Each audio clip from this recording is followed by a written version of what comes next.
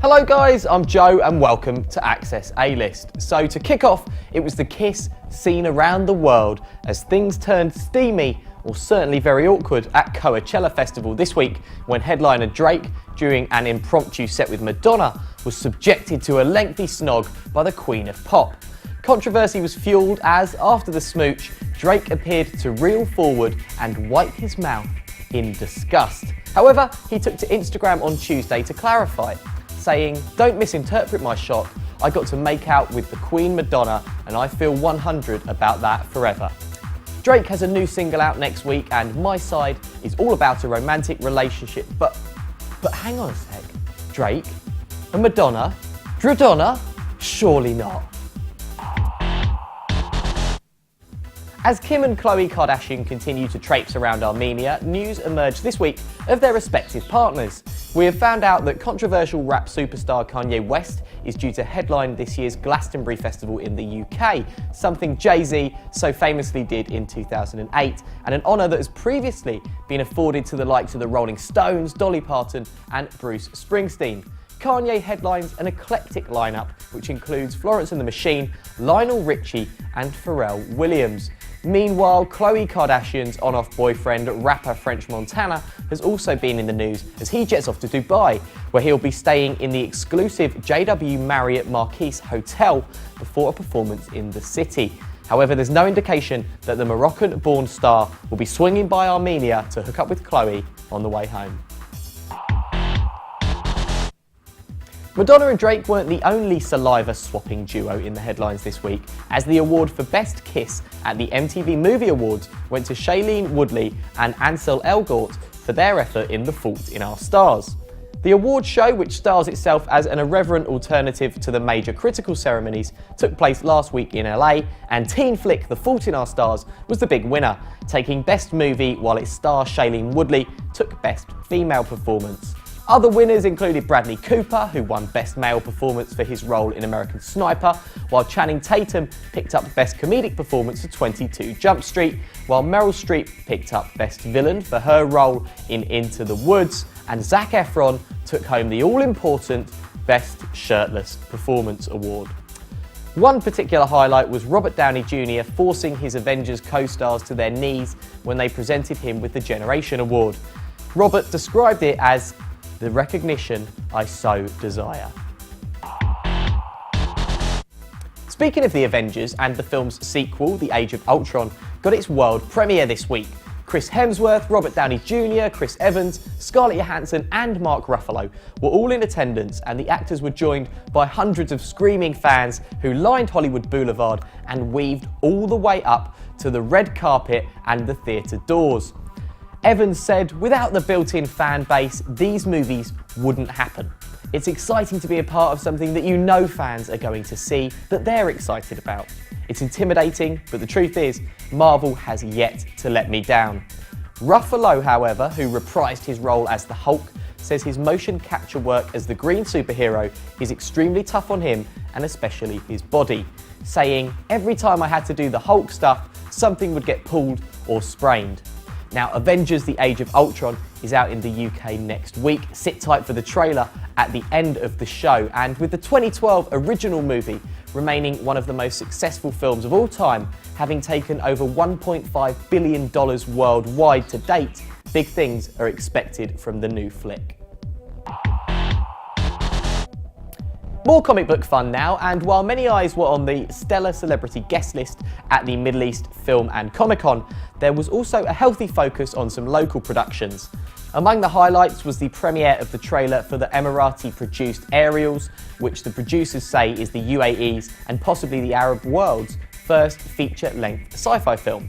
Aerials comes from Dubai-based director S.A. Zaidi and stars veteran Emirati actor Mansour Al-Fili. The trailer shows Dubai invaded by aliens, complete with impressive shots of a spaceship hovering over the Burj Khalifa. The film is in the latter stages of post-production, and the makers say they hope to have it in cinemas by the end of the year. They said, "This is all an in-house production, and we're boasting that we're the only production with such quality 3D animation here. We privately funded it, we've been shooting for almost 2 years, so we're being picky about distributors. We need to get it in cinemas to make our money back. Other highlights at the MEFCC included question and answer sessions with sci-fi icon William Shatner, who was James T. Kirk in the original Star Trek, and Hayley Atwell, who plays Marvel's agent Peggy Carter. The show was even more jam-packed with visitors than last year's record-breaking event, and as fans took in the comic book and movie memorabilia dealers, display stands from the likes of Marvel and Star Wars, an outdoor stage with live music, guest appearances, the kooky cosplay competition, the game zone, and finally a human-sized, real-life Pac-Man game, complete with Ghost and Pac-Man outfits. The event is going to be bigger and better next year, so make sure you get your tickets early. Continuing our pretty geeky special, yesterday I headed down to the giant IMAX screen at the Empire Leicester Square in London for an exclusive event building up to the release of the new Star Wars The Force Awakens movie in December. A live question and answer session with the film's director, co-writer and producer J.J. Abrams, along with cast members including Carrie Fisher, Mark Hamill and of course Chewbacca and the droids, was streamed live from California to local events taking place in 35 cinemas across 23 countries, including 6 IMAX locations, and watched by 20,000 fans plus millions more online. Now, the event in London was hosted by actor Warwick Davis, who played an Ewok in the original movies, and there were games and prizes for fans who dressed up as their favourite characters. During the live question and answer session, we were introduced to new characters as well as the new look droids, and most excitingly of all, saw the world premiere of the brand new teaser trailer for the film. Here's a peek. I have it. My sister has it. You have that power too.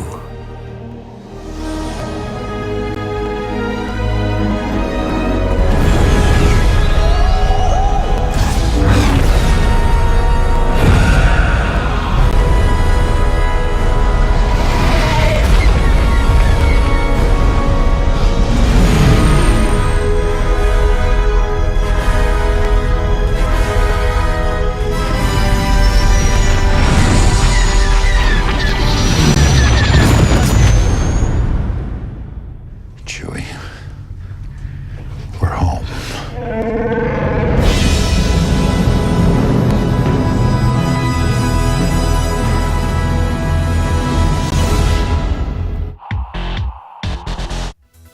More film now, and director Ang Lee's Iraq War satire Billy Lynn's Long Halftime Walk is coming together with Steve Martin and Kristen Stewart, who are already on board, now being joined by Vin Diesel and funny man Chris Tucker.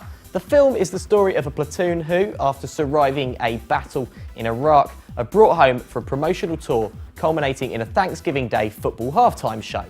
The cast will be out in Iraq filming next year, giving the country's media industry a much-needed PR and financial boost. Now, Vin Diesel is currently sitting pretty at the top of the box office with Fast and Furious 7, which has currently taken over $800 million worldwide in just 2 weeks since its release, and is looking like being one of the most successful films of all time.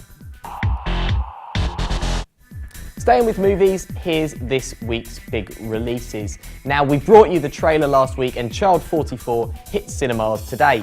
Set in Stalinist Russia, a society that won't admit to the existence of violent crime, let alone a serial killer, Tom Hardy plays a disgraced member of the military police investigating a series of grisly murders.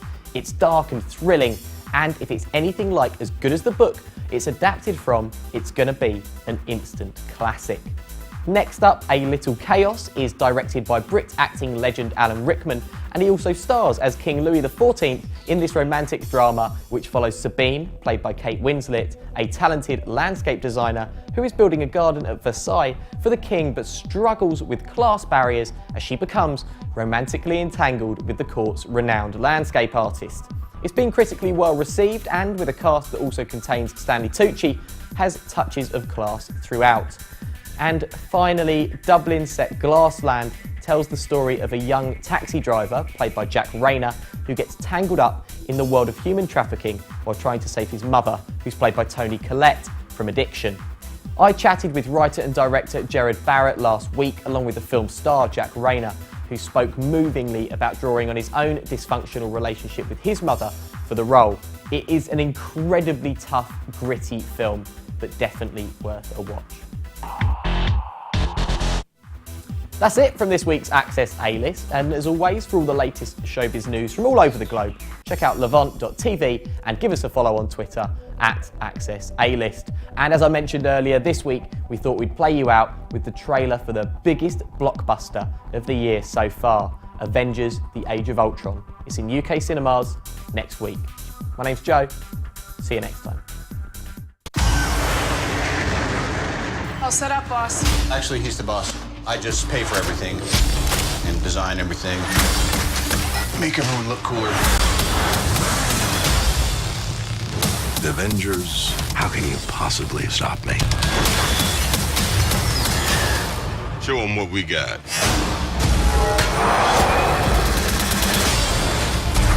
Time to work for a living. But you slipped. Hey, big guy.